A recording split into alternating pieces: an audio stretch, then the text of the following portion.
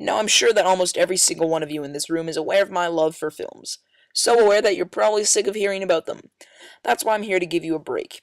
Instead, I'll be talking about a man who makes films. Yes, none other than Christopher Nolan, the man who has created so many masterpieces in a fairly short film career. Not to mention, all of his movies can be so confusing and so thought provoking that I'm pretty sure part of my brain is now pasting you after seeing all of them.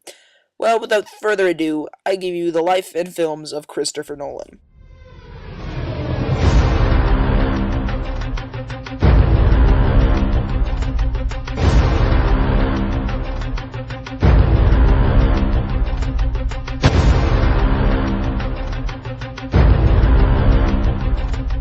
Christopher Jonathan James Nolan was born on July 30th, 1970, in London, England.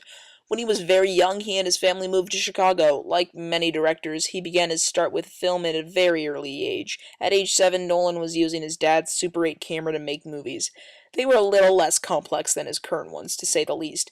Soon afterward, they moved back to England, where Nolan attended a boarding school. He then got his Bachelor of Arts degree in English Literature, after attending University College in London. He then pursued film as a career, making several short films, one of them called Tarantula, there we go, Tarantella, which was first featured on PBS in 1989. He found his first partner, Jeremy Theobald, who he made a few films with.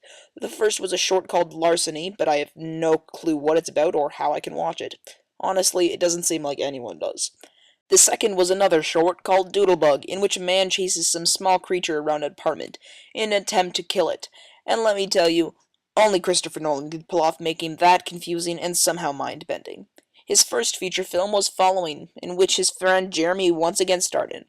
It's a black and white crime drama that isn't quite as confusing as some of his other work, but really leaves you with a great twist that's very well thought out. He followed up with Memento, a low-budget film that moves backwards, which really plays with you at times. What's really genius about it is that the big reveal or twist happens about one-third of the way through the story, but since the film works its way backwards, the twist is still near the end. He based the film off a short story his brother wrote. That's too bad for his brother. I mean, Chris got all the attention with his movie, but the short story gets no love. Then he went on to make Insomnia in 2002. In 2003, he got married to Emma Thomas, who he now has 3 kids with. Afterward, he made Batman Begins. Then Nolan got both Batman and Wolverine to star in The Prestige, which is one of my favorite movies of all time, and unbelievably depressing. It's one of those everybody dies movies. Afterward, he made The Dark Knight and Inception, which I've seen at least 3 times and still really don't understand. It also has an ending that makes me want to pull my hair out. He now lives in Los Angeles and is continuing to make movies. If you've seen any of the man's work, you know how talented the guy is. He somehow has his own spectacular style that combines both the elements of a big-budget blockbuster with an intellectual thriller, and somehow pulls it off. He's been nominated for 3 Oscars and has been snubbed every time, and I find that ridiculous. His next film, The Dark Knight Rises, is sure to please. He's directed an Oscar-winning performance and created some of the greatest films of all time. He is, if I do say so myself, the Batman of film directors.